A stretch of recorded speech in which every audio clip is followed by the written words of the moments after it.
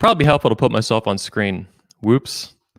Anyway, you guys just heard everything. Well, let's start this over. Here we go. Today in episode 108 of the Redman Group, we have Dr. Warren Farrell, special guest for the entire show. I'm Anthony Dream Johnson, founder of the 21 Convention, CEO of the Redman Group, co-founder of the Redman Group, and CEO of 21 Studios.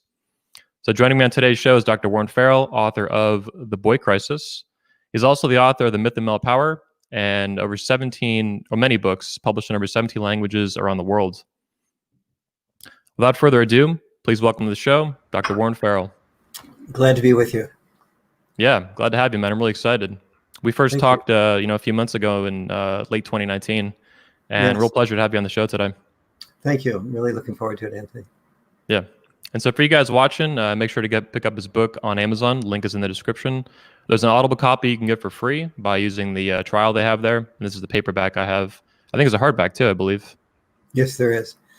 Actually, the one that I probably most recommend is the Audible. A lot of men, especially, really like listening to it on the way to work or at the gym or that type of thing. Yeah. So my first question, I have about 57 questions for you in my little notepad here.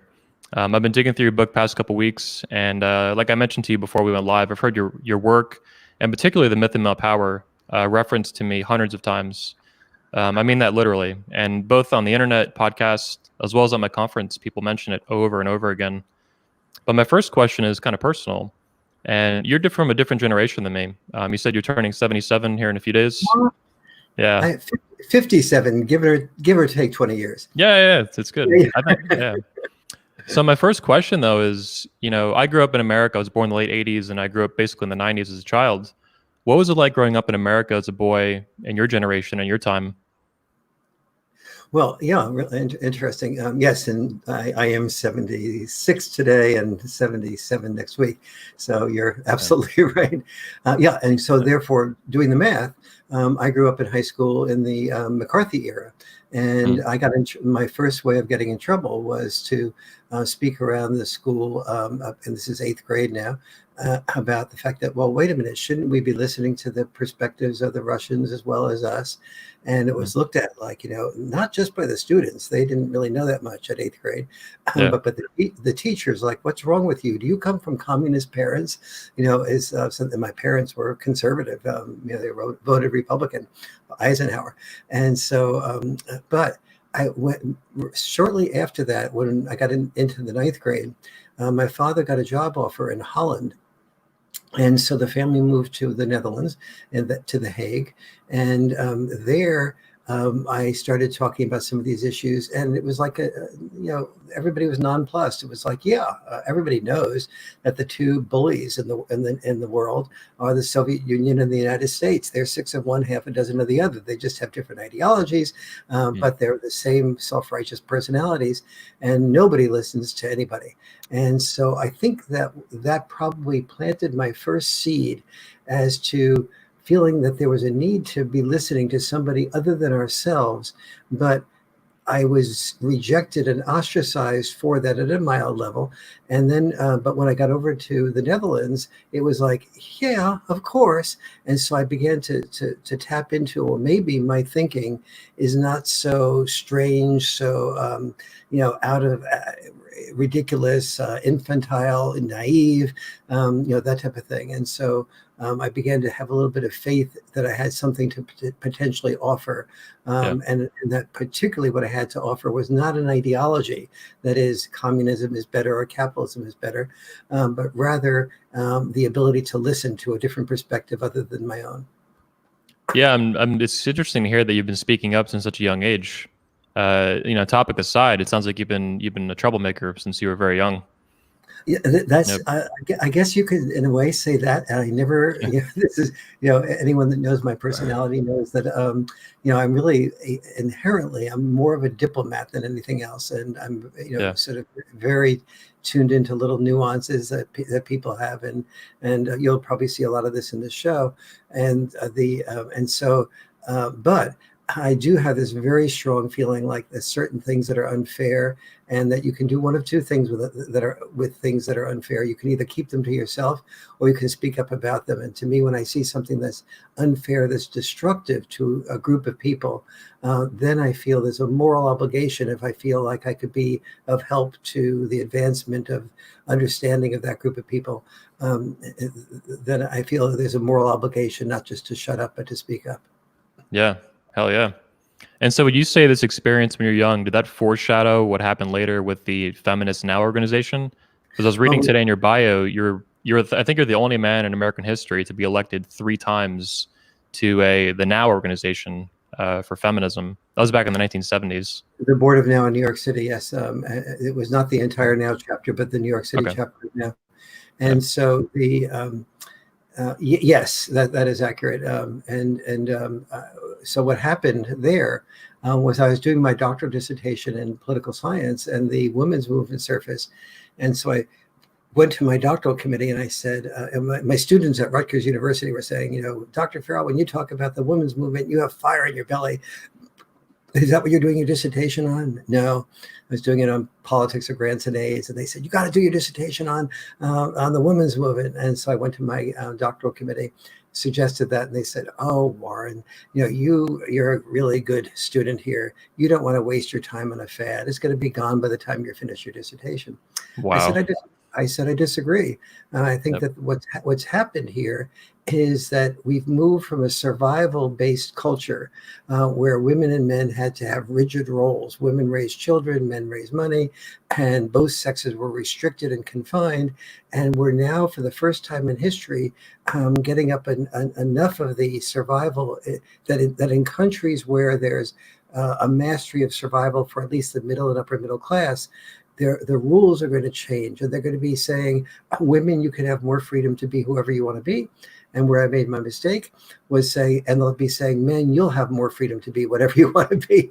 The woman part turned out to be very visionary and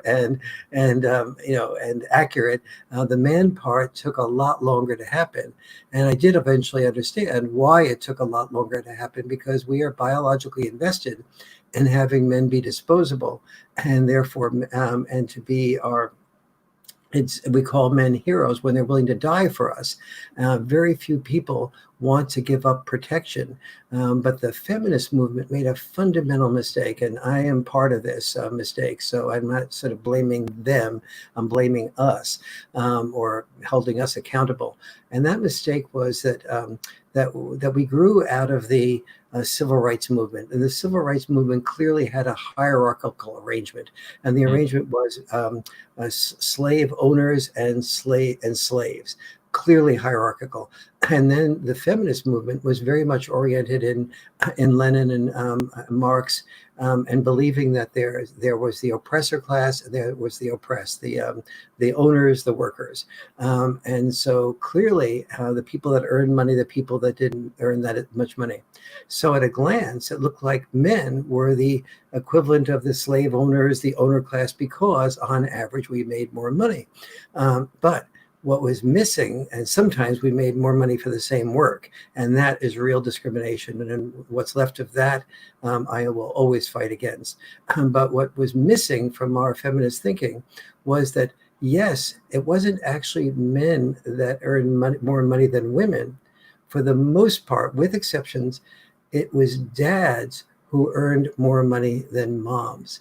That when men and women became dads and moms, men tended to give up jobs that were fulfilling, like teaching in an elementary school, and said, okay, teaching doesn't pay enough. I've got to become a salesperson of whatever. And then if they were a salesperson locally, if they had 2 or 3 children, they realized that they should take that job to be the national salesperson because it'll pay twice as much. But that created the father's catch-22. And the father's catch-22 is that men learn to love their family by being away from the love of their family, and they didn't complain about it because that was what they felt made them a hero. That's what they felt made them a provider. That's what they felt made them valuable as a man. But what we as the feminist movement did is we took that increased amount of money that men made from male sacrifice to give up something they love, like being a musician, an artist, a writer, and and which were the fulfilling occupations almost invariably earn less money because more people want to do fulfilling occupations, and so the supply of people wanting to do fulfilling occupations is enormous. The demand is much smaller. We Yeah. all need our garbage picked up a lot more than we need a lesson in art history. Tradesmen, basically. What's that? Yes, and Yeah. so what we as feminists missed is we took that additional amount of money that men felt obligated to make, and didn't realize that we had defined male power as feeling obligated to earn money that often someone else spent while we died sooner. And we learned to call that power, and we called that power, we called that privilege, and we called that Yep. entitlement, when in fact it was the opposite of privilege and entitlement. It was fulfilling our responsibilities and obligations, and it was giving up the privilege to be the musician, the privilege to be the elementary school teacher, the artist, the writer. My own dad said to me when I was in high school, I began to show some interest and I think a little gift in writing. And so, and my dad always fought me every time I wanted to go to the library to write my first book in high school. He said, you got to finish, weeding the garden, moving these rocks with me, doing these things. And he said, Warren, I need to teach you how to work. And besides, if you want to, if you ever want to get married, if you want to be a writer, only about 1 out of 100 writers get published, and almost and the average amount of money that a writer makes on a book is about $5,000. It was less than that at that time. Yeah. And so he said, if you can't find a publisher, you'll never find a wife, Warren.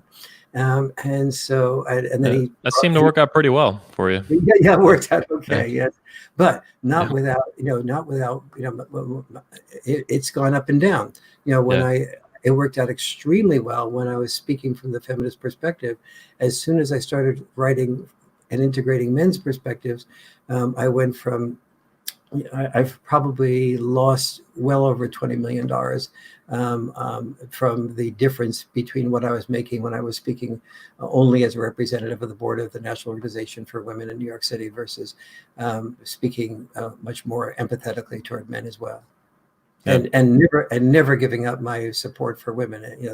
And anyone that discriminates against women, if I'm in a crowd of men's issues people and they're sort of putting women down, I sound like the group feminist. And so Yeah, I was going to mention that feminists today, I'm sure they, to put it bluntly, they mostly hate you or despise you, but you still speak up on behalf of women's issues and issues for girls too, and you make that very clear at the beginning of the book.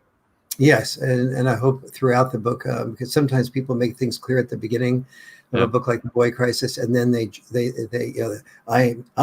Mr. Fair, and then then you watch the subtleties of the way they weave things throughout. And so I hope that I weave that empathy for women and girls issues, and adding boys and men's issues.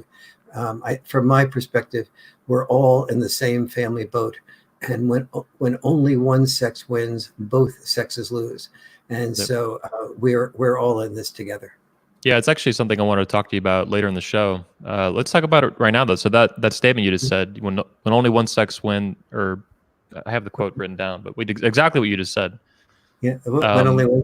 This is the only quote that I remember from what I wrote. I had it written down verbatim here, but I agree with you on that. The sexes are complementary; they're made for each other, and they win together. Yes. However, there are some people in the men's community, the manosphere, that disagree with you on that. They have the opposite sayings, such as for one sex, basically one sex has to sacrifice their sexual imperative for the other one to win. So it's a win-lose kind of thing. For one sex to win, the other has to lose. I think it's a very negative and non-factual assessment of human life. But you have the opposite, and I agree with you on that. If it was negative and factual, I'd go along with it because I don't. Sure.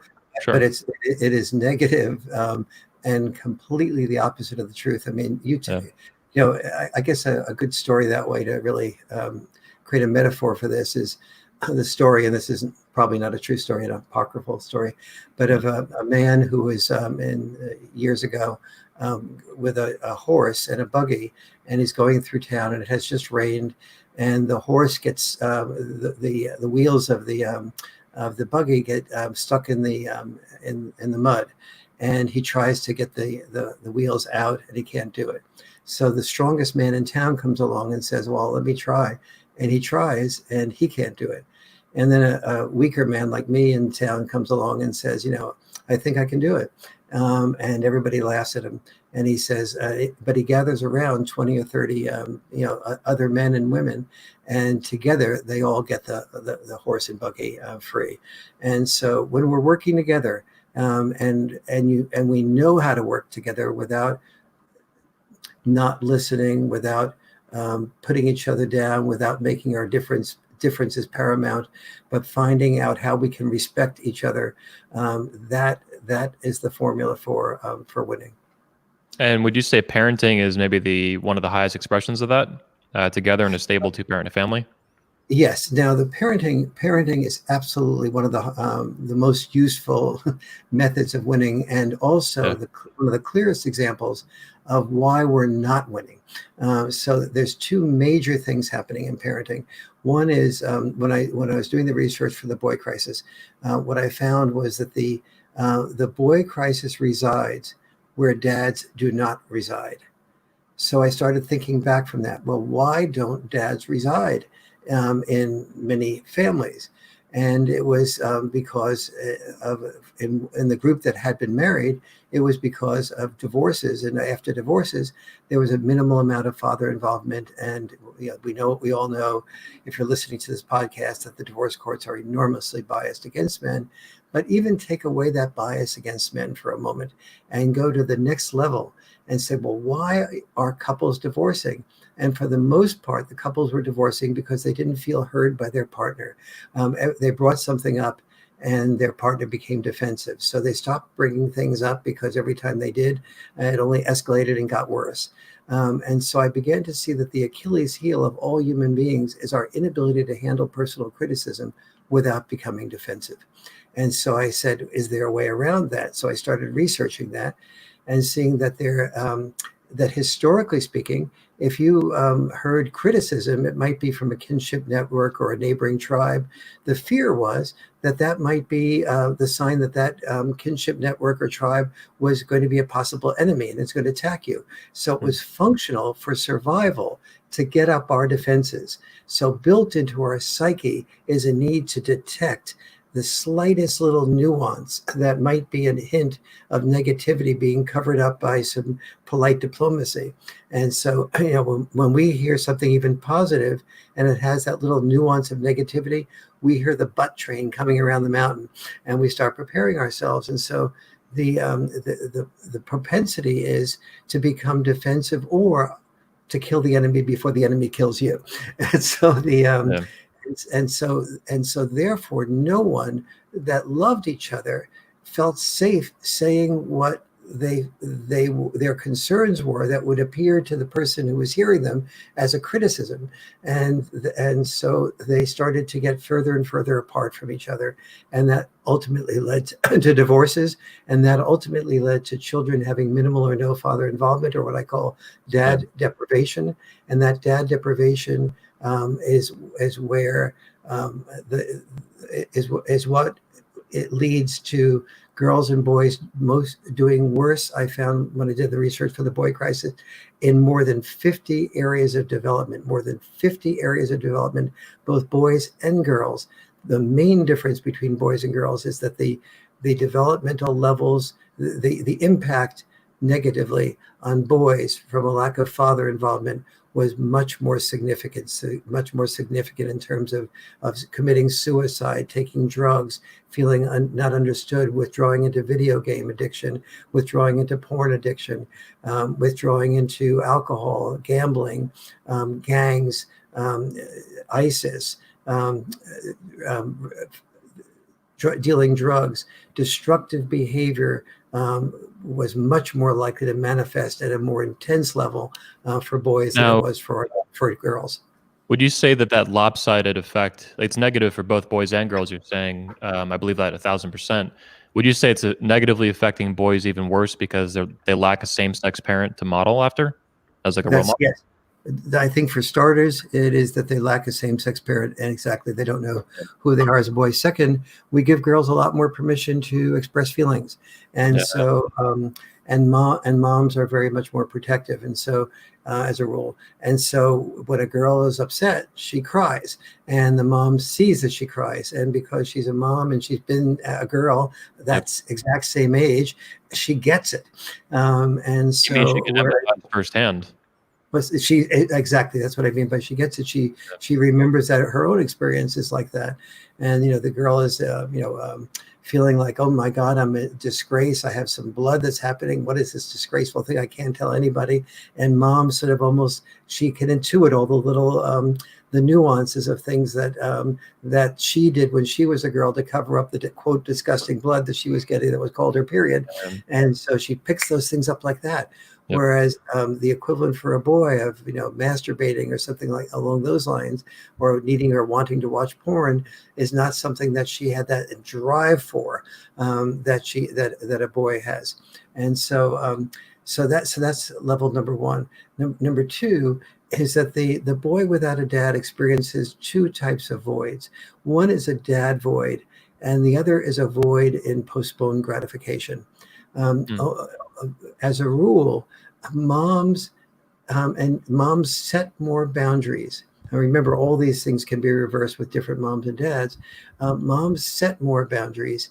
Dads enforce boundaries more. So, for example, moms and dads will pretty much both say, sweetie, you can't have your ice cream until you finish your peas.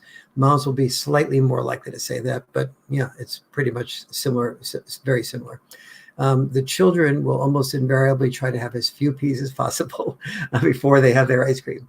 And the difference comes not in the boundary setting so much, and not in the boundary testing, but in the boundary enforcement. If there's a divorce, let's say there's a divorce, and the child is, wanting to have his ice cream before he finishes his peas, mom is likely to say something like, "Oh, sweetie, I did say you should have your finish your peas before you have your ice cream. So I'll tell you what, have this many more peas." And maybe she takes a knife and separates out half the peas, and the child is realizing, okay, I can negotiate with mom. Okay, so now I have half of that half, and I say, "Mom, I've had a really bad day at school. Jimmy tried to bully me again." And mom says, "Oh yeah, that's terrible." And and also there's we're divorced. He must feel like lonely that he hasn't seen his dad for a while. Okay, I'm not going to get into a big argument over a few peas. That's insensitive and ridiculous. It's of wrong priorities. Okay, sweetie, I understand. I'll tell you what, just have, you can have your ice cream now. Whereas dad is more likely to say, sweetie, I said you can't have your ice cream till you finish your peas. "Oh, Dad, you're so mean. Mom lets me have it. He isn't like that to me."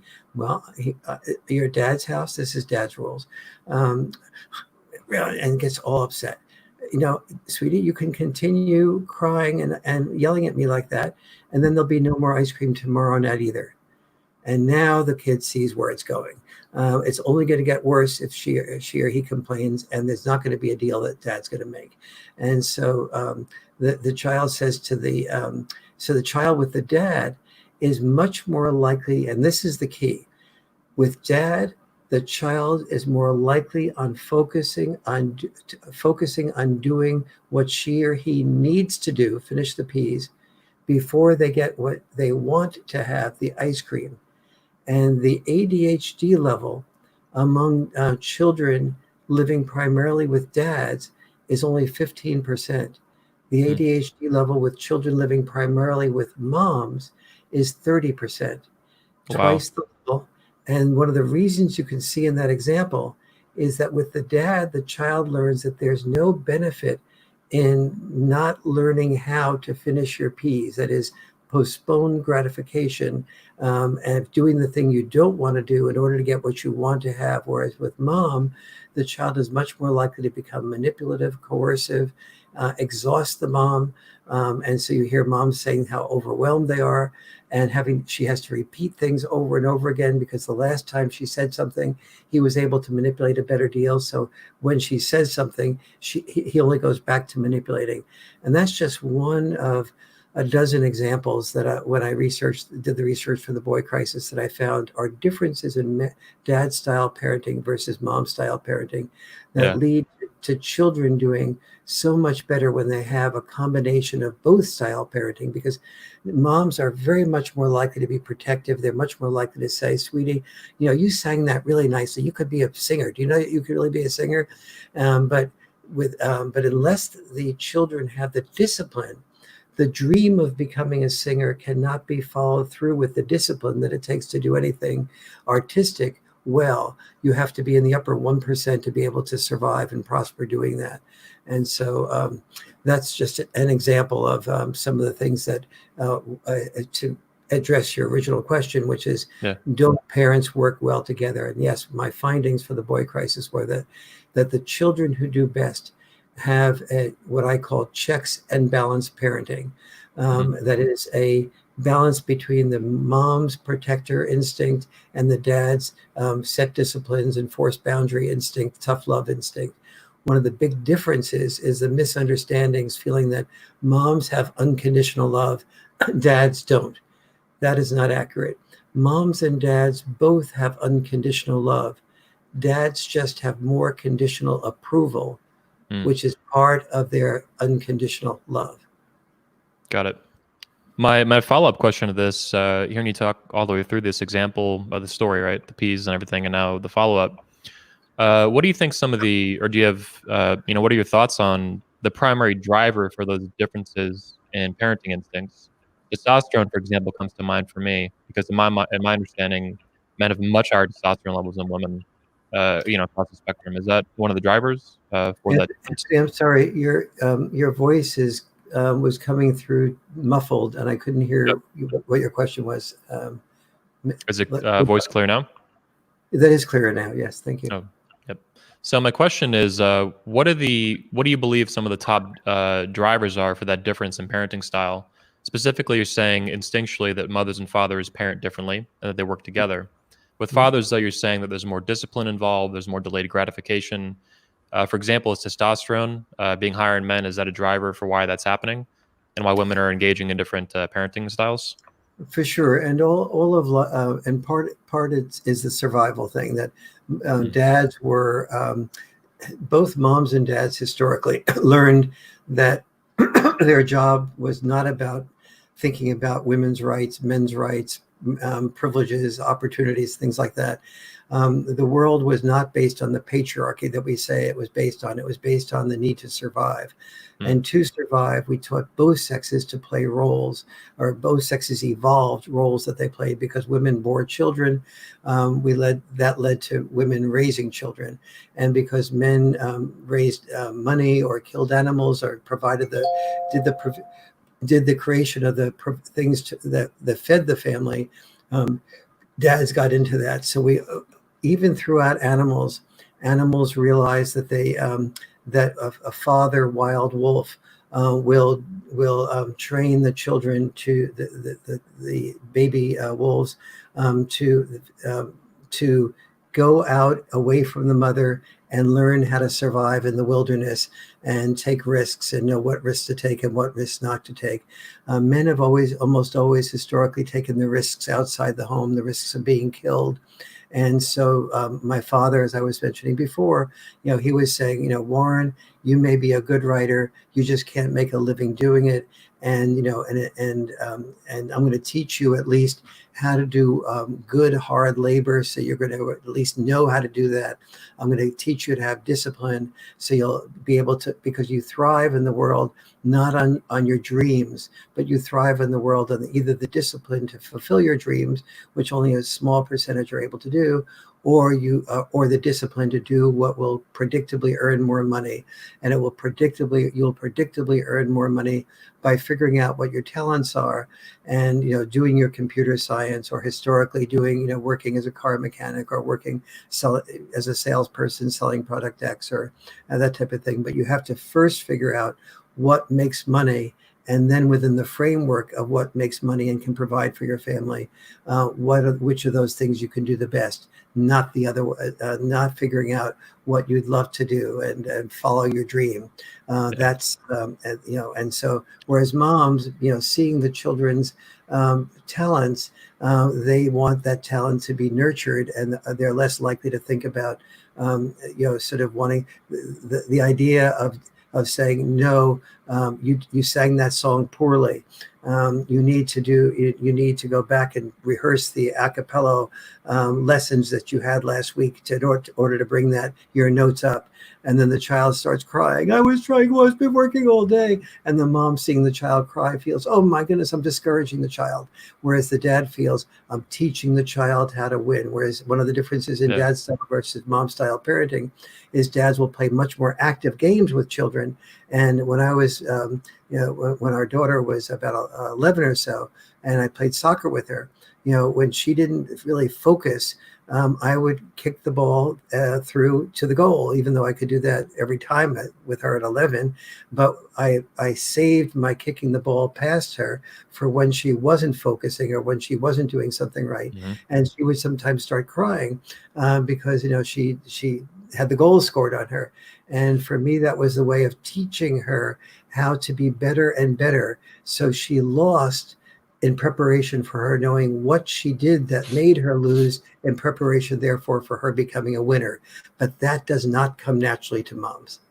Yeah, what's coming to mind, not only the discussion of winning and all this, what's really coming to mind as you speak is the concept of risk assessment, and that fathers and mothers are teaching that in different ways. The mother is focusing more on the dreams and the aspirations, whether it's art or music or writing, from your own experience with your own father, and then he was focusing more long term on risk assessment for you going out into the world and pursuing a career. What was more reliable and lower risk? Absolutely, and you see exactly this. Excuse me. In everyday life with moms and dads, the child might say, Mom, can I climb the tree in the backyard? And mom will go, well, maybe in a few years, sweetie, but right now you're too young to do that. And so the child runs to dad and says, Dad, can I climb the tree in the backyard? And the dad goes, okay, just be careful, okay, sweetie? And so the kid goes out to climb the tree, and the mom says, wait a minute, I just said you couldn't climb the tree. I asked Dad, I said I could. Whoa, come back here. Dad, what's this about? I just told her or him that she couldn't climb the tree. Well, I think she can. They get into a big argument. But the argument can be a functional argument if they're both listening to each other. For example, the mom can say to the dad, all right, the child can climb the tree, but under 3 conditions. Condition number 1, she or he doesn't go up too high. Condition number 2, the branches, these branches you can't go on because they're too fragile. Condition number 3 is you're out there under the tree. So if our daughter or son falls, you'll be able to protect them from really hurting themselves and getting a concussion. And number 4, give me your cell phone if you're going to go out there, so you don't get distracted. And so, so what's happened now? The child has gotten the opportunity to take risks by climbing the tree, but also have protection. And so, interestingly enough, when fathers are parenting children alone, they're far more protective, and they incorporate the mother role of protective than they are when they're parenting children with a mom, where they just expect that the mom will take care of the protection part. That's really interesting. I've not heard that before. That the father will he'll modify his own parenting style in the absence of a mother. Yes, exactly. Not to the degree that the mother does, but to a much greater degree than normal. And so what's happened, and here is why it is so important, that what happens when that child climbs the tree is that the brain synapses start firing much more quickly about, what branch is going to be safe, what branch is not going to be safe. Can I go up any higher than that? Can I get away with going higher than mom told me I could do, and still convince mom that I wasn't violating anything? And so, and this increases both psychomotor functioning and IQ.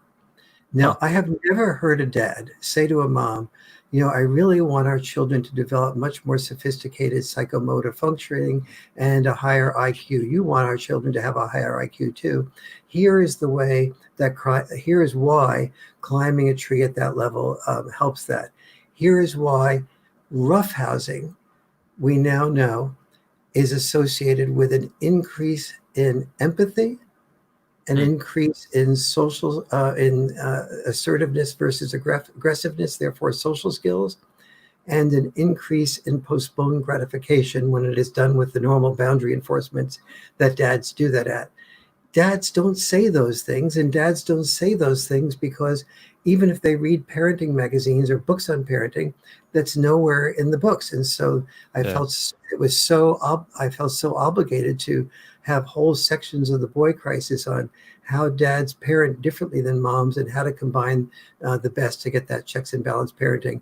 And for dads to be able to say, here is the relationship of roughhousing to empathy, the roughhousing to social skills, like distinguishing being assertive versus aggressive, and then to say them to moms, and not to say them to moms like, I'm right, you're wrong, but to say that to moms like, here's what I know you have to contribute. What more do you think you have to contribute?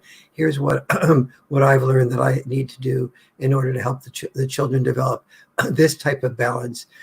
You want our children to achieve that dream of becoming the musician.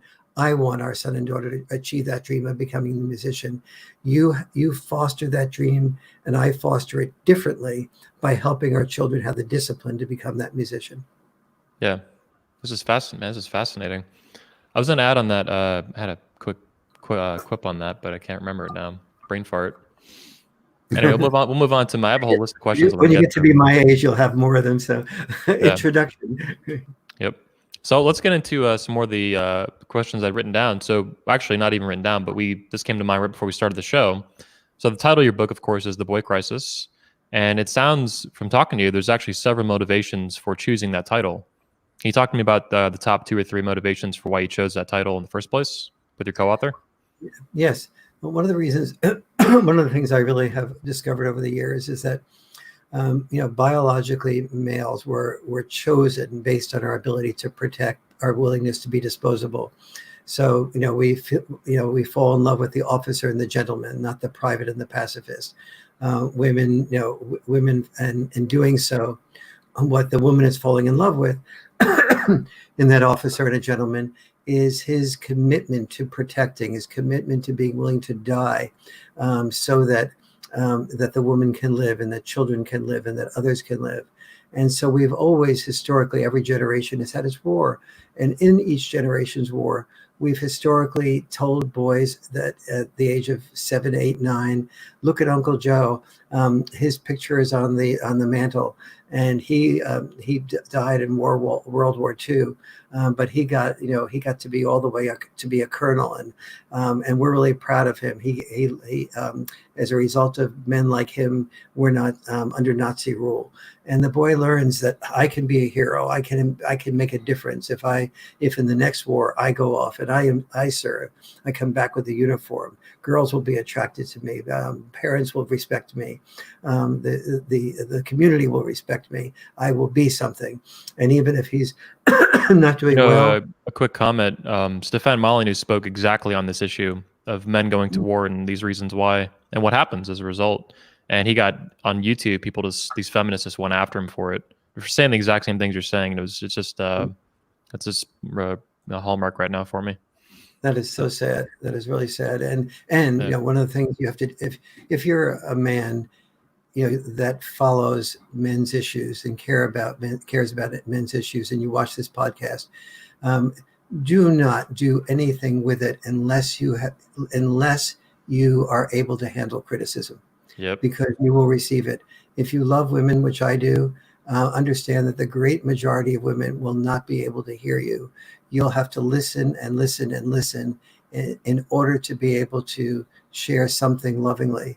But one of back to your question, is one of the differences between the boy crisis and the myth of male power is that in the myth of male power, I'm addressing women and men about what happens to men. women do not have a protector instinct toward adult men. They expect men to sacrifice to protect them. So when women hear men saying, I have a problem too, biologically, what that feels like to a woman is like scratching fingernails on a chalkboard. Yep. Women do not fall in love when a man complains to a woman. That feels like a whining man. Women do not fall in love with whining men. They fall in love with alpha men. And here is the dynamic. And so the first thing, so with the boy crisis, there's a different dynamic biologically. When I talk about the challenges that boys have, women who are mothers, even feminist women who are mothers of sons, begin to have the instinct to protect the son is there. And so when she hears something empathetic about the boy's fear of taking a sexual initiative, let's say when he's 14 years old, and he's coming to mom and saying, Mommy, I really love Krista in school, but she's really pretty, and all the other boys, I'm sure she's more attracted to the other boys than she is to me. And mom sees the vulnerability of that boy and says, sweetie, you're a wonderful, sensitive, caring boy, and maybe Krista's sitting home waiting for a call from you, and maybe she likes you, but she hasn't heard from you, so you need to pick up the phone and call her or talk to her about other things, and then get to know her a little bit and have her get to know you. But what mom is seeing in that boy is the vulnerability. Whereas if I say men fear taking sexual initiatives with women, when the woman is thinking about adult men, she's thinking, oh, right, fear. I told the guy at a bar once, do not buy me another drink. I need to go. And he said, no, here's another drink. I've already ordered it for you, sweetie. And and then he tried to ply me with another drink.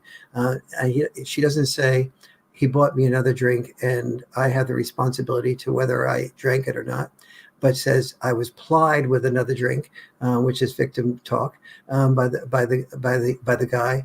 But the important thing that she's trying to say to us is he didn't seem to her to be that sensitive about fearing rejection. In fact, he was fearing rejection. He was just doing all these behaviors that have in the past worked for him about moving the woman from no to maybe to yes, that men do find that when feminists say that, what is there about no that you don't understand? The male experience of that is when women have said no to me before, and then I talk to them a little bit more, I buy them another drink, or I ask again in a different way, or I give them more coffee to wake them up, or I give them more alcohol to relax them, or I talk more about them, or I talk more about myself. Sometimes that no moves to maybe, and sometimes that maybe moves to yes. That's what there is about no that I don't understand the history of my interactions. But if you say that about men, women have all those overwhelmingly negative experiences that come to mind, and they just can't even hear it. If you say that about her son's fear of calling Krista, the mom, even the feminist mom, has a different experience of the vulnerability that she or he protects. Now, I'm going to go from there to a much bigger picture. On this issue of the biological differences. In all animals, with 3 or 4 exceptions, when I say animal, I mean from insect right up to human beings. Okay. About 85% of reproduction happens between the female and the alpha male. And so the woman the female is constantly looking for the male who will best be able to protect her. So let's take buck elks as an example. So the female buck elk will look for the male buck elk who has grown the biggest rack. And to grow that biggest rack, that exhausts 30% of the calcium, the nutrition, and the minerals of that buck elk. So the buck elk, with the exhausted minerals, nutrition, and calcium, the second he reproduces, if he doesn't get rid of that rack right away by rubbing it against a tree, he's likely to die before if the winter sets in before he's able to replenish that nutrition. Wow. So the point there is that that men's weakness is our facade of strength. The buck elk, that was the alpha elk with the biggest rack, had the biggest facade of strength. The mother reproduced with him because the mother would get the greatest amount of protection from him without regard for whether or not he would die later. Because what she cared about was her being protected and the children being protected. What he cared about was having sex with the being the one to win the sexual privileges with the woman. And the very fact that we call it sexual privileges gives us a hint as to where the power lies. If for him, it's a privilege. For her, it's an opportunity to cash in on getting the greatest amount of protection for not just herself, but her children. And this is an instinct that surfaces. This is not women greedy, men not greedy. Women are willing to die to protect their children, but they're even happier to find a man who will die to protect them and their children. Yeah. Wow. It's interesting that you go all the way from insects to elk to human beings, and Yes. you see the same behavior. You might be familiar with it. Maybe about a year or two ago, there was research that came out showing that, like you're saying, most men, human beings throughout history, have not reproduced. Women, by and large, have reproduced, obviously, but men, it's only a small percentage, maybe 30% or something like that. Basically, the alpha males are the ones that reproduced throughout history, and everyone else just got weeded out of the gene pool. And you see this, and you were seeing this. So one of the reasons I'm concerned with the boy crisis is that when boys don't produce well, it's not just that boys are not producing well. Women who are thinking about having children are looking for men who are not living in their standing on unemployment lines and then going back to their parents' basement and living there and watching video games. They're looking for productive men. They're looking for successful men. They're looking for motivated men. And increasingly, as women provide more income, they'll be looking for emotionally sophisticated and intelligent men who can both express feelings, know how to work with people, know how to work with children. And so when boys lose, girls lose. And when girls lose and boys lose, the children lose because they only end up having one parent. Moms say, the selection of men that are out there that are attracted to me, that I'm attracted to, they're, that 5% that are the winners and that are, taller than I am and that are relatively good looking. They seem to be attracted to other women, or they're gay, or but I'm not getting them. So rather than having to compromise with a man, I'll raise a child by myself. And so what the woman doesn't realize is that, particularly if she has a boy child, but also if she has a girl child, that is a high risk operation.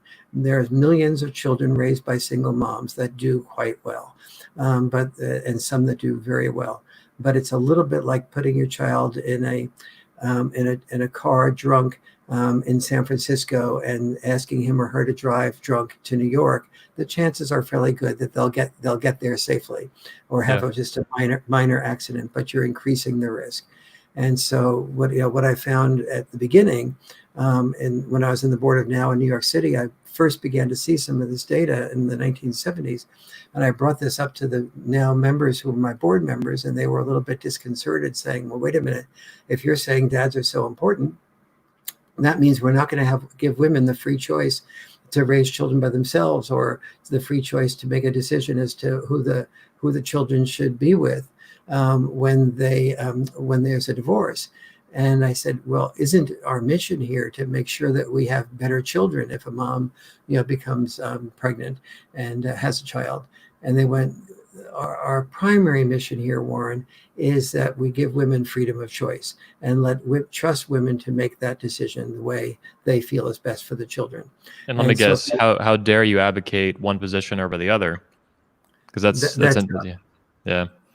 I've noticed this as well, that feminists always want to present things as an equal choice, or the choice is priority, but behind that, there's hidden agendas. And it sounds like you agree that women do have a choice, but you're advocating for what is, based on the data and based on facts, a better choice to two-parent household.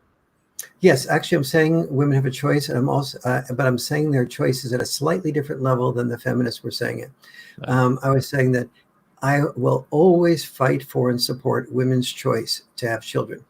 But the second that a woman makes a choice to have a child, that choice involves, when you have a child, a responsibility to put the child's interests first.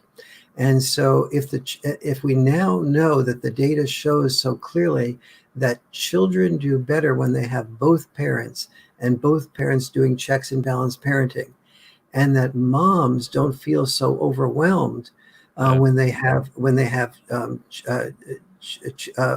father working with them to raise the children, and that dads, when they have a role in the child rearing process, feel fulfilled, feel that they have purpose. This is one of those few things in life where it's all win, win, win, or lose, lose, lose. Yeah.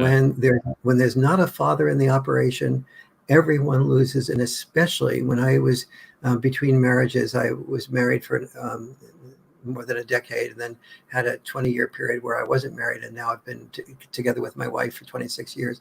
And in between that time, I dated almost all single moms, and Wow. and I loved the kids and got along with them real well. But I began to see that the single moms had two words that they said most frequently. The first one was love. The second one was overwhelm. Not almost, that's not true. Every single mom I met, with zero exceptions, used the word overwhelm a great deal, like saying, and it was often like, oh, Warren, I really feel I could do better at work and move up in my career, but I don't want to be irresponsible to my son or my daughter. I love them more than I love my work. And so, but on the other hand, I feel like I do, I want to take my children on trips. I want to take them places that are special, to Disneyland, to Oregon, to explore this or explore that, or, we read something about it in the newspaper. I want to be able to be free to take them off there, but I can't without sacrificing my job, and the job is what feeds them. Yes, I get some child support, but it's not enough to really to bring the children up the way I want. I just feel so taxed, so overwhelmed all the time. And so I don't want women to go through their life being overwhelmed, having to make sacrifices on their jobs versus their children. And the best way not to do that is for having a good father in your life. But in order to have a father in your life that is good, and the type of father that's worthy of you and your children, we need to pay attention to the boy crisis. What's happening to boys and why it's happening to boys, and particularly to understand that the boy crisis ironically resides where fathers don't reside. Yeah. So what you're saying, if I can articulate it in my own way here correctly, is Absolutely. that mothers suffer when they try to play two parents rather than one parent as a mother. Yes. They try to play mother and father. I've heard this too, by the way, in my own generation. There's a lot of single moms in Central Florida. I know more than I can count, and they say basically the same things you're saying. It hasn't changed from my Yes. generation. Yes. My question, though, is this came to mind when you were speaking, and I haven't seen you. Maybe I missed it, but do you have thoughts on basically not only the role of two parents in raising a child and the benefits for that are immense? Do you have thoughts on the masculinity or the male role of uncles and grandfathers and extended family and parenting, or not parenting, but contributing to say a boy's life growing up? I recently became an uncle myself about 8 months ago. I have a little nephew now. It's amazing. I love it. But I haven't heard a lot of discussion about that. Even in the men's community, it's mostly, and I like that. It's, a lot of discussion, fathers, boys and men, and their rights and the issues. But you don't hear so much about uncles and grandfathers and extended family like that. Do you have any work on that or discussion? Yes, there's a fair. There's two things in the Boy Crisis book that deal with that a lot. First is the chapter on what can a single mother do. So the first thing I explain is, first you need to value the different parenting styles of men versus women.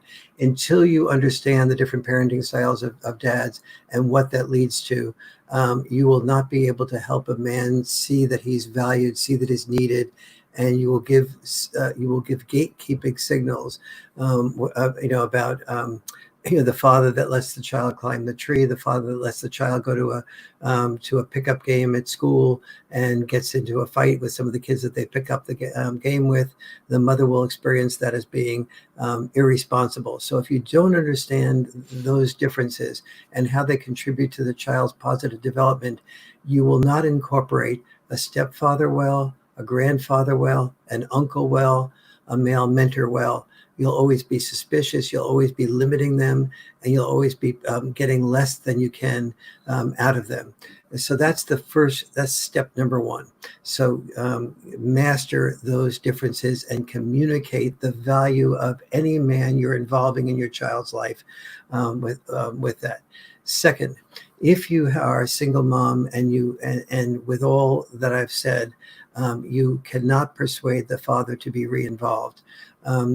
Or the father is so irresponsible or is in prison and can't get out. Then move to a number of other options. Number one is look for a sport that your child may be good in. If she or he is fairly good in a sport, start helping them get the discipline to be better at that sport, and then get them involved in that sport, especially a team sport. But watch out for who the male coach is. So if you have a couple of different sports that your kid is good at, but the coach at school is more empathetic and connected and has a reputation for really guiding boys, not caring so much about winning, but caring about every boy on the team developing, encourage your child to go to that sport. When I was raising my daughter, our daughters didn't want to play a soccer or any sport at all. And I said, I was a stepfather, and I said, you don't have an option. You can have an option as to which sport you can choose, but you don't have an option to not play the sports. And they finally did choose a sport, but only because mom finally got on board on that issue of the children choosing a sport. And it was one of the best experiences of their growing up years. But it sometimes takes a parent being very strict about that. So here's here's two things you can do. I'm going to give you two lists of things you can do if there's a divorce. Number one is there's a chapter in the Boy Crisis called the 4 must-dos of divorce. And briefly, the 4 must-dos are that there's an equal amount of fathering and mothering that the children have after divorce. Number 2 is that the children do not hear any bad-mouthing from father to mother or mother to father. Number 3 is that the parents live within about 20 minutes drive time from each other, because if they don't, the children don't want to go over to the other parent's home and miss the soccer practice or miss the birthday party of a friend, and it takes them away from their social connections and what they learn from sports. And number 4, this is the most recent finding, is that the children who do the best are the ones whose parents are in continuing, and the emphasis is on the word continuing, relationship counseling or communication counseling. So don't just go to counseling when you have a fight over something that's an emergency, because the emergency often means a deadline, and it means that you don't have the time to understand the other one's best intent. So you make accusations about why the other person is wrong, and you don't hear them out. And when you go to long-term counseling, you as little as once a month, you will find that your children will not just benefit from the two of you doing better with each other, but realizing that they're not so afraid of marriage, because marriage will end up with a divorce that will end up with the parents bickering, and you're teaching your children how to communicate. When my stepdaughter had her first significant problem with a boyfriend, and they came to me, and I was working with them on that, my stepdaughter interrupted me and says, "That's what you and mom do." And then, "That's what you and mom do." And I never even know that she noticed that before. But as soon as it was articulated for her, it became very clear to her that so the role modeling is very important. Sounds like teaching by example, basically, and actions speak louder than words, Yes, example. And then also, if I were to have done that better, I would have done some more good work around family dinner nights to make sure that I articulated what was happening, as well as had that just be discovered on an unconscious level. The next thing is, if it's absolutely impossible to get a good man involved at a biological father level, then you must know how to work with a stepdad if you have a stepdad involved. Most stepdads become advisors. You want to make sure that you value the stepdad's involvement enough, the stepfather's way of parenting, to know that his likelihood of having a tough love approach to your children is very valuable to balance your love approach to the children. And so don't just make him an advisor. Understand his reasoning and incorporate it with an equal amount of influence and power. Otherwise, you'll waste the stepfather. Grandfather and grandmother are very important to get involved. Grandfather can be very helpful, but understand the differences between grandfather's values from his generation and the values that you want to create for your generation. For grandfather, a Frankfurter may have been just fine. For you, maybe the Frankfurter doesn't have the nutrition that you want. But how to communicate those differences are very important. Next, get your children involved in Cub Scouts.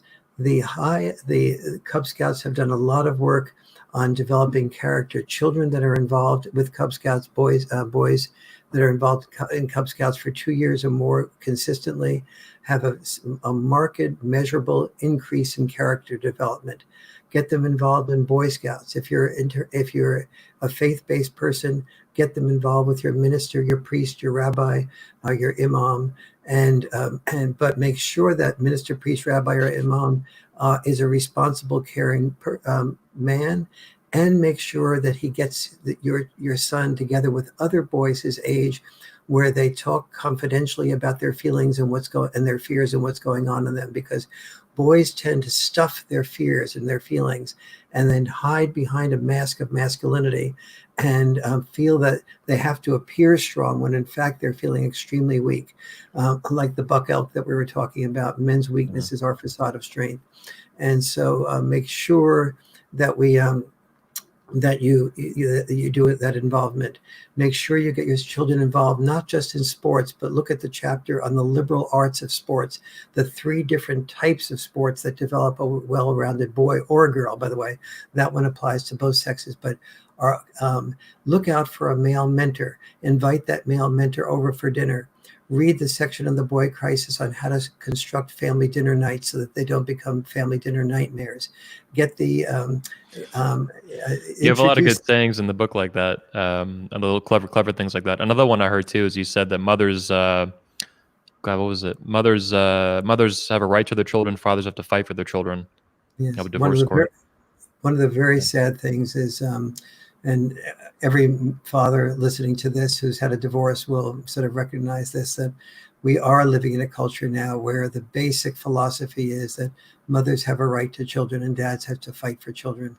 Yeah. The reason this is such a crime is I do a lot of expert witness work, but almost helping the judges understand the importance of fathers to the children and the importance of fathers with mothers to the children. But I have to tell you that the people who call me, they've spent an average of $70,000 to $100,000 before they've called me. And then the cost of me, their lawyer, often sometimes they have to pay for the mother's lawyers. It means that if you don't have between $150,000 and $250,000, you don't have much of a chance of having an equal amount of time with your children in most states except for Kentucky. And that's really... Is Kentucky the one state with equal shared parenting, something like that? Yes. There's a problem with a couple of problems with the law, but for the most part, it's the fairest law in the nation on that issue. And so, would you say that law should be an example for the other states to model after? Yes, with the one exception that I'm talking about, and it's too technical to get into it here. But yes, do take a look at the Kentucky law, and that is the closest to a model that for the future. For sure. Nice. But the basic model is very simple, which is when children when there's a divorce, first of all there needs to be I think, a requirement on the part of the courts that the parents, before the judge gets involved not with a mediator, but with a couple's communication counselor. So the couple learns how to understand and communicate with each other. Mediation is just resolving the differences in who wants what and what type of times and schedules. That's just the mechanics of it. The real good work needs to be done by good communication first, to see if you can restore your marriage, and if you can't, to restore the way you communicate about the differences after marriage. And so that's the, and then once that is done, that the law reads that children have an equal amount of time with both parents, that the parents live within about 20 miles from each other, that there's no bad mouthing. And when there is a violation of the bad mouthing, if one is doing violating those things or doesn't want the other parent involved, that's the sign for the judge to have the primary parent be the one that is facilitative of the other parent's involvement. Wow. Yeah, this sounds great. And it's, I guess the reason we don't have it is because it sounds way too reasonable. Default. I mean, it's. It is. I mean, It is. I wish I could agree. I wish I could disagree with you. So, and yeah. and the long part of to end that thing is, so yes, every one of these fathers realizes that, the mothers have the right to children, and we dads have to fight for children, and that's the ultimate lose-lose situation. Yeah, you mentioned the money issue as well, and I've heard this as well. I know guys who've gone through this stuff, guys who've lost, they've fought through, family court like that. They've spent 50,000, guys I know personally, and more. And then divorces, of course, can get even much nastier than that, losing money there. But yeah, Oh, it's the money issue though is amazing because most Americans don't have even a few months of savings saved up. Never mind $100,000 laying around. exactly. And then the fathers that do. So what I feel badly about is, here I am working with, that 1% of fathers that have that money to be able to afford all these lawyers and to do the fight. And, whereas the children growing up in poor families, they're the ones that need the fathers as much or more than the children growing up in wealthy families and wealthy neighborhoods with good schools, et cetera. And so this is really a crime. And we're paying, when I did the calculation of the cost for this, for the Boy Crisis book, I calculated more than $1 trillion a year is what it costs us to repair, clean up the mess of much greater likelihood of these boys being criminals, and the 700% increase in the prison population since 1970, the cost of maintaining prisons. I looked at the mass shooters and the school shooters. They're almost all dad-deprived boys. Looked at the ISIS recruits. They're almost all dad-deprived boys. And so when you look at dad deprivations, the cost of cleaning up the mess of Homeland Security with ISIS, the Patriot Act, the cost of prisons, the cost of all of these ramifications of the school shootings, the security systems, et cetera, to say nothing of our psychic insecurity and shame. And there's also lost opportunity, right? Because these boys are not productive. They're not building businesses. They're not building careers. They're not paying, making money and paying taxes. So there's lost opportunity there too, right? They're soaking our taxes, not paying our taxes. Yeah. Well, we're getting pretty far in the interview. Before we wrap up at some point, I do want to go on some current events. So you actually put out an opinion piece in the Washington Examiner a couple days ago, and rediscovering fatherhood in the plague year. You guys can Google this, and we'll put a link in the comments or description after the show. And you actually talk about, fatherhood, the importance of it this year, as well as for, the riots and things going on right now. Can you talk to me about the importance of fatherhood for, the protests and the riots going on currently in America, or its relevance to that? Yes, absolutely. We are, we're all in agreement that Black Lives Matter, and some of us really are passionate about that. And yet we're missing a couple of very important parts of the conversation.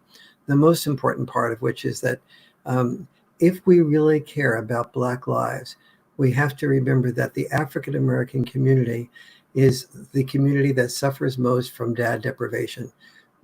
When the Moynihan Report was done in 1965, Moynihan worked for both Nixon, Johnson, and Kennedy, and was a labor secretary and a sociologist and a U.S. senator.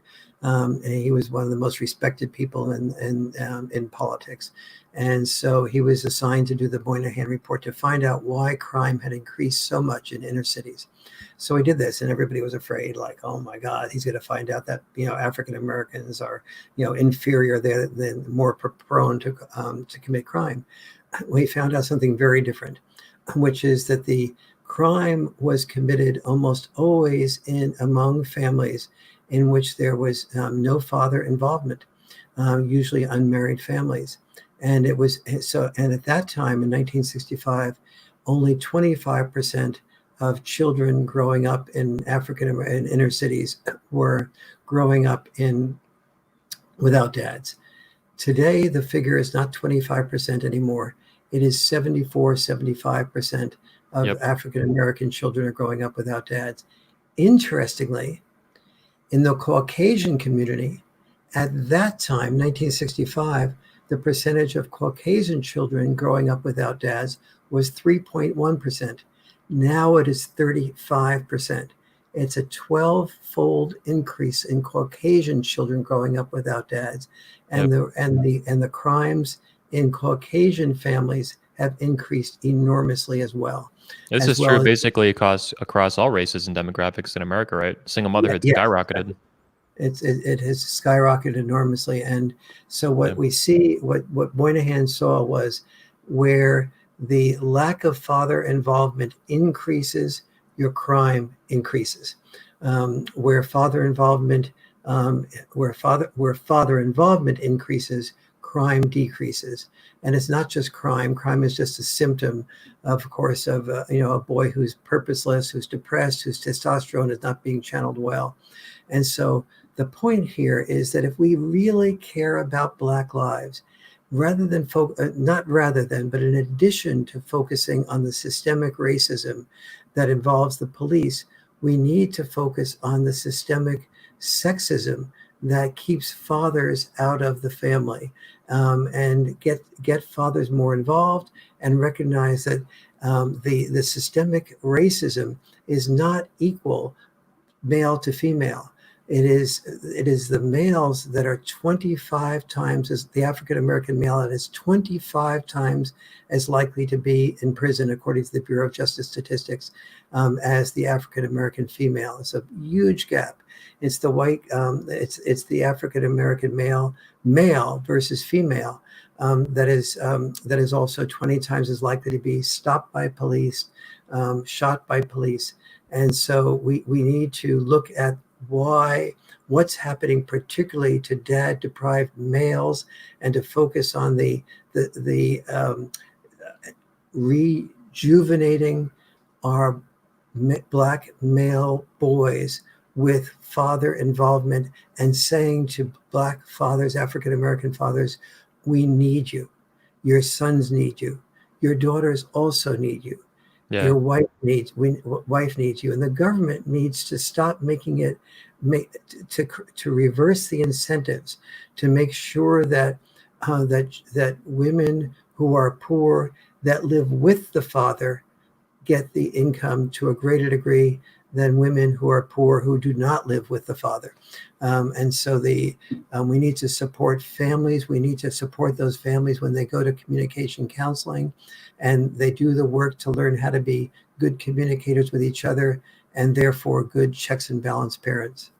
For the viewers as well, I wanted to pull up another article, exactly what you're just speaking on. This is another article you put out, an opinion piece, I believe, with Town Hall. And the actual title, of course, like you were speaking on, is If Black Lives Matter, Black Dads Must Matter. And like I mentioned before we went live, I saw Stefan Molyneux tweet the other day, hashtag Black Fathers Matter. And, hitting on a lot of the same topics and points you're speaking on. Paul Elam as well pointed out, he actually was reviewing the Black Lives Matter website, and he made a point that they actually don't mention fathers at all. It's unfortunate and sad, but so they mention a little bit about family stuff. A lot of it's actually they want to get rid of the nuclear family, but they mention mothers and parents and fathers. Black fathers is completely omitted. There's no mention of it. This is absolutely accurate. Now the overall Black Lives Matter movement is a very different sort of spirit than the people that created the Black Lives Matter website or the original organization, which is much more radical, much more anti-nuclear family. They're all feminists, I believe, right? All three of them. Yes, but in addition to that, it is really a very it is very like fathers don't matter website implicitly, because fathers on the website are not discussed in any way of inclusivity. Yep. This is the huge mistake. I chair, as you know, a coalition to create a White House Council on Boys and Men, and I've always been I've been more politically liberal growing up than and now, for the most part, than conservative. But the conservatives are the ones that really understand fathers' issues and men's issues, and the importance of the family. And I went out to work with the you're putting them up there. This is. I interviewed some 10 Democratic presidential candidates a year ago, April, when they were in Iowa, and had and I found that 7 of them those interviews are on my YouTube channel. So if you're interested in seeing the actual interviews, they're on my YouTube channel, and so and they're being flashed right here now. But the important thing here is that the Democratic candidates were able to hear me on the importance of fatherlessness and the importance of what's happening with boys, but their campaign managers were very persuasive in persuading the candidates not to speak up about that, because they felt that if the candidates did speak up about that, they would lose their feminist base, they would lose their female base, because what they were supporting was women's choice to be able to raise children by themselves. And today in the United States, 53% of women under 30 who raise children raise them by them without being married, and usually without father involvement except for a few years. And so there's this enormous propensity to for the campaign managers to say some version of, no, we want women to have freedom of choice, to be able to be the ones to have the children, the right to children after marriage. We think that women know the children best. And this was like, and so the ultimately, except so much for equality. Yes. And so, liberals, we are handing the next election over to President Trump, because there are millions. If you feel like you would not like to have President Trump as the next president, you need to get your act together when it comes to caring about boys and caring about fathers and incorporating them.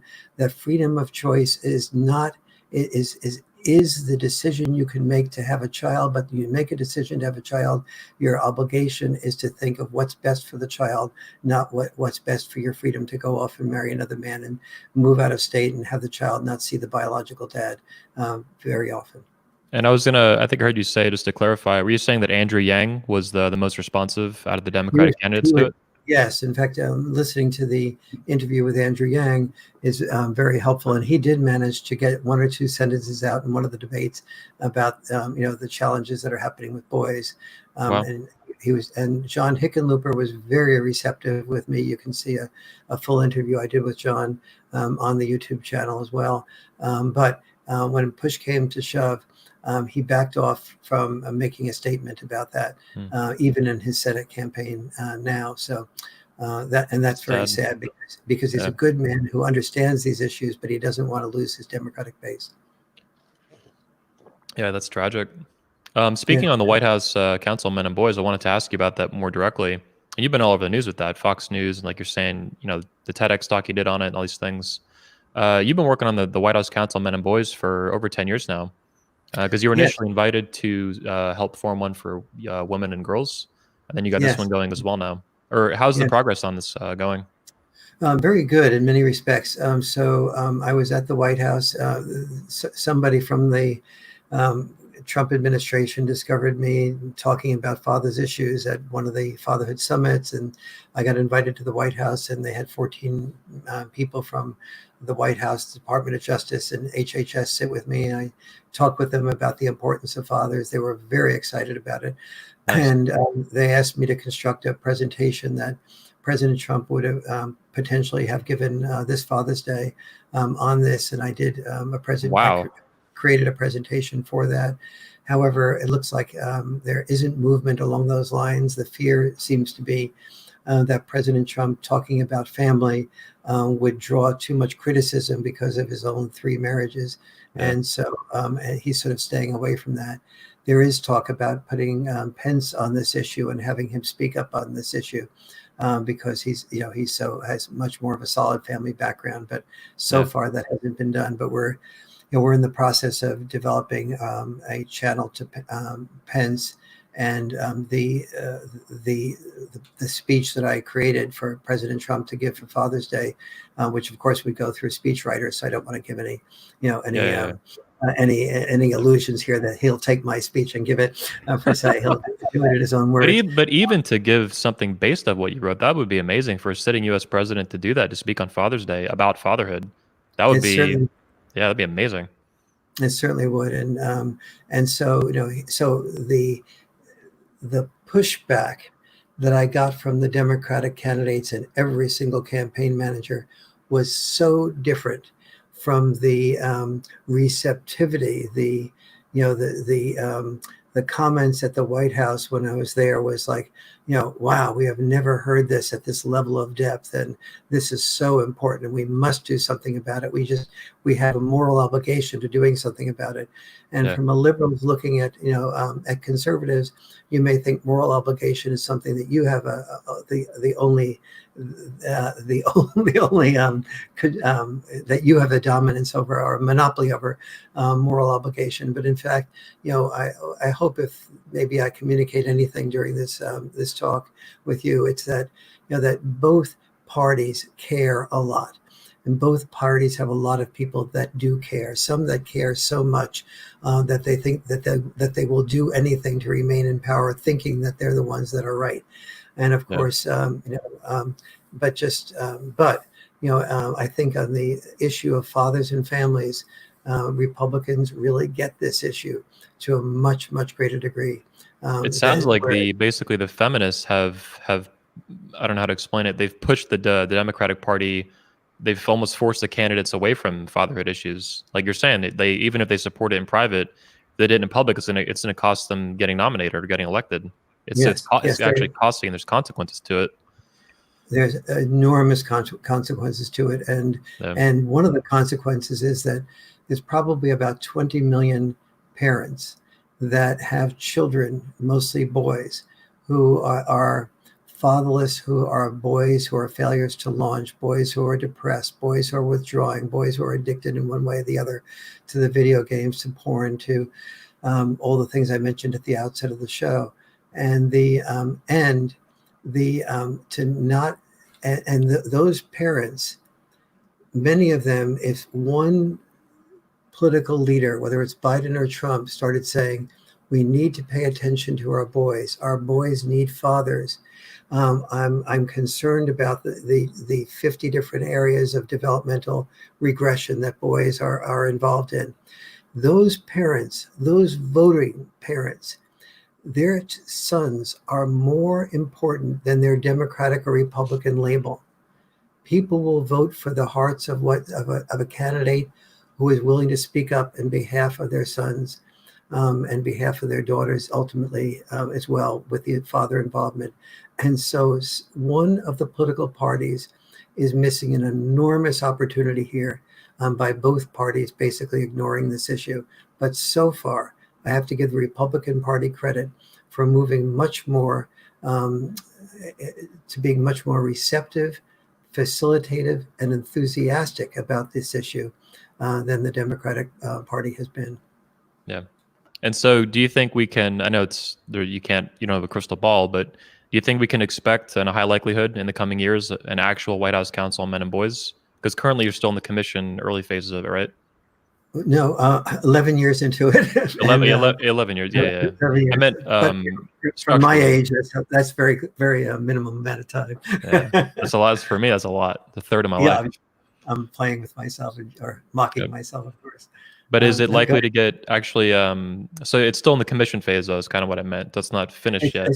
It's still in the coalition phase of it's the coalition to create a White House Council on Boys and Men, and while there is receptivity to it, it hasn't been done yet. And the White House Council on Women and Girls, if you're interested in that journey, you can take a look at the White House Council on Boys and Men website. But the brief version of that journey was, because I was on the board of directors of the National Organization for Women in New York City, when President Obama formed the White House Council on Women and Girls, I was called by the White House to be on the board of on an advisory group for the White House Council on Women and Girls.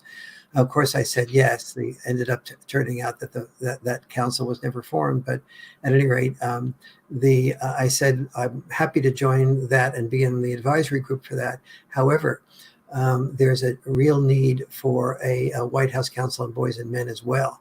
Yeah. And the woman who called me said, "Oh, well, that's not in my I don't have the authority to do that. But if you create a proposal, I'll help you get it up the ladder." And so I got 34 of the top leaders in the country on boys and men's issues, and the head of the Boy Scouts, the head of Men's Health magazine, et cetera. And we spent 18 months hammering out, because I was committed to making this coalition a multi-partisan coalition, by which I mean Democrats, Republicans, Libertarians, and people that were somewhere in a mixture of all. Independents. And we hammered that out for 18 months, created, I think, a really outstanding proposal. And then I've very, very significantly updated that in the Boy Crisis book. Yeah, I was going to say, it sounds like that inspired, or a lot of that ended up in the Boy Crisis, basically, as an inspiration for it. There's when we did this 11 years ago, I didn't have nearly the data that I had today, because I hadn't done as much research on it. I've been researching intensely in the last 10 years. So we're still, we're pretty far in the interview. Before we wrap up, eventually, I don't think we can end the show without discussing Father's Day, which is tomorrow. Yes. And I actually found this article that was published. It was, you were interviewed basically for it by the Tennessean. And I thought it was actually current, but it's actually last year, so 2019. And you were speaking on the issue of Father's Day, and you said, the title of this is, "They're Just as Needed as Mothers. Warren Farrell thinks Father's Day gets overshadowed." So you're actually a father yourself. You have 2 daughters, right? Biological daughters. Yeah. No, two stepdaughters from my mom, from my wife, who's my wife is the mom. My mistake. But can you discuss to me the importance of fatherhood? I mean, other than a president speaking on Father's Day, which would be stunning. We hear a lot of, tomorrow, I'm sure on Instagram, for the women my age, millennials and stuff, I'm going to see a lot of memes and things like that about, mothers do everything and they can be both. And they'll even celebrate. It's bizarre, they're a woman and they'll celebrate being a father in this kind of weird, internet language. Yeah. But can you discuss the importance of Father's Day and how it's treated in modern culture? Yeah, well, it used to be father knows best, and now it's fathers know less. And so a boy growing up is looking at TV and seeing these bumbling, idiots called fathers, sometimes kind and well-meaning idiots, but incompetent. And he's also hearing that the future is female. This is not the best formula for inspiring a boy to think about his future. But what is missing is, I was mentioning earlier in the show that boys and girls do worse in more than 50 areas of development when there's not a significant amount of father involvement, and that there's reasons that ends up being the case. One is just having half your genes being the genes of the dad, but the other part is understanding all those differences between dad's greater propensity to discipline, to create the tough part of tough love, to do things like roughhousing that creates bonding with the children, but also doing boundary enforcement and saying that there will be no more roughhousing if you're not considerate of your brother's or your sister's needs. Children being dads are much more likely to take the children out camping to areas that might be a little bit precarious, or let them walk a little further without them right behind them or next to them or holding their hand. Let them get lost for a little while within an area of safety. Dads are often like roller coasters, providing a lot of excitement, but with safety at the bottom of it. And letting the children get a little bit hurt on a playground, getting into a fight, and then treating the that experience of the fight as something that they can talk through with the child, as being able to learn how to avoid the fight in the future, as opposed to being there at the playground protecting them from the fight. Dads have a philosophy internally for the most part. And again, some dads are exactly the opposite of this. Some dads are irresponsible, and some mothers are exactly this way. And so there's so many differences in dad style parenting that lead to those 50 developmental advances that children with dad involvement have. And so it's incumbent upon both moms and dads to not be an overwhelmed mom, to involve dads, to call upon our dads. I've asked the White House to create a Fathers Warriors program to train boys from an early age to be involved, caring, emotionally intelligent father, and to work with women to desire a father as a mate, a father that's involved maybe full-time, while the woman might be full-time involved in breaking glass ceilings. Many women say to me, "Oh, I can't be a have-it-all woman like a man can be a have-it-all man." And that's not true. A woman can be a have-it-all woman if she chooses a man from among the men that she's interested in, who is more interested in being emotionally engaged, perhaps full-time with the children, while she goes out and makes that money that she wants to make and be a status success and have responsibility in a positive and creative way.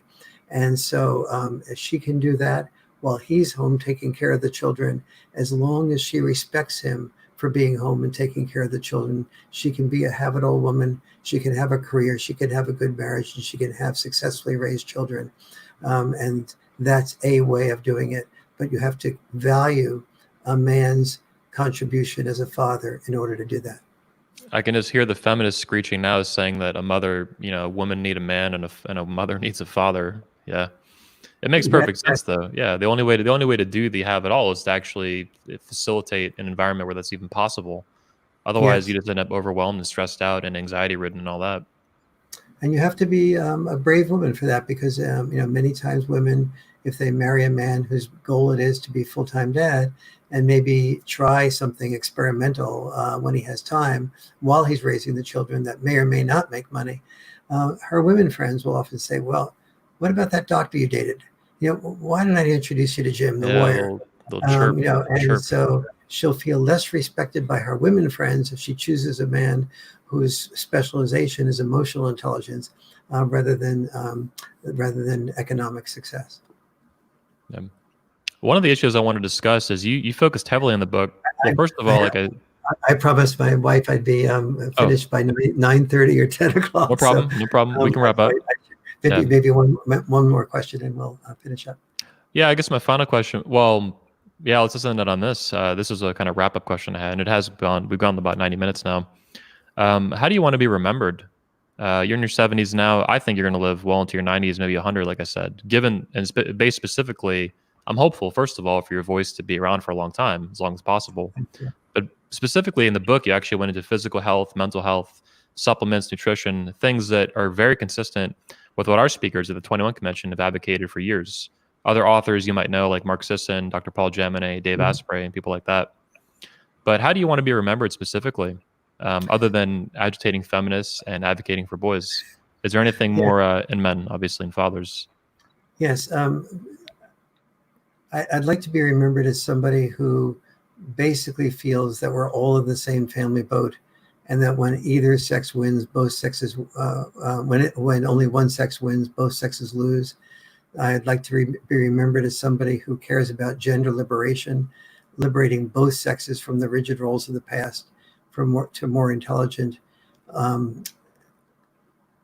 flexible roles for our future.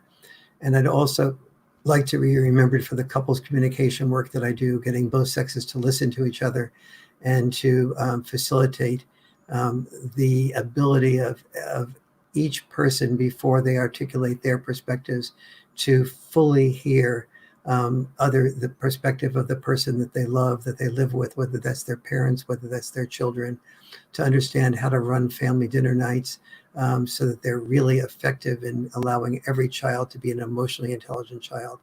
If I can be remembered for those things, that would be my, and for being, I hope, a really good husband to my wife, and hopefully a good dad to my children. Yeah, sounds good to me.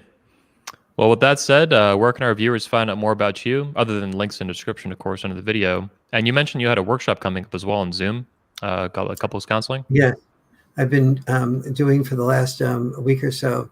Well, actually, the last 30 years, I've developed a couples communication workshop that I've been able to put on Zoom, or get ready to have put on Zoom. That should be available in July or August. And I'd say on the relation to the boy crisis book, that the paperback version on Amazon is the least expensive way of getting it. And the Audible version, I have received just overwhelmingly good feedback about. I've read the Audible version of the Boy Crisis, and John Gray has read the ADHD section on the Boy Crisis himself. And a lot of both men and women are responding very positively to the Audible section. Oh, so you both narrated it. I didn't know Yes, that. we both got in the studio. It took me 5 days to read Nice. my part of the book, and Yeah. and John read his part on ADHD. Yeah. Well, this has been great. I really appreciate your time. Love the interview. Love the content. Love the book. And I'm going to buy more of your books finally. I've been hearing about them for years. The older ones, especially Myth and Male Power and things like that. Thank you. Appreciate your time greatly.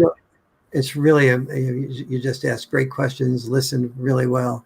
And I like the fact that you care about moving these issues forward, and you have the guts and courage to do it. Yes, sir. Same to you. Everyone else, appreciate you guys tuning in today live. We'll see you next Saturday with speaker and author Jack Donovan, author of The Way of Men. Warren, once again, thank you for your time. Everyone, make sure you go buy his book on Amazon now, The Boy Crisis, and many others. Just go on Amazon, search Warren Farrell, and you'll see them all pull up. Thank you, everybody, and we're going to tune out. Total pleasure.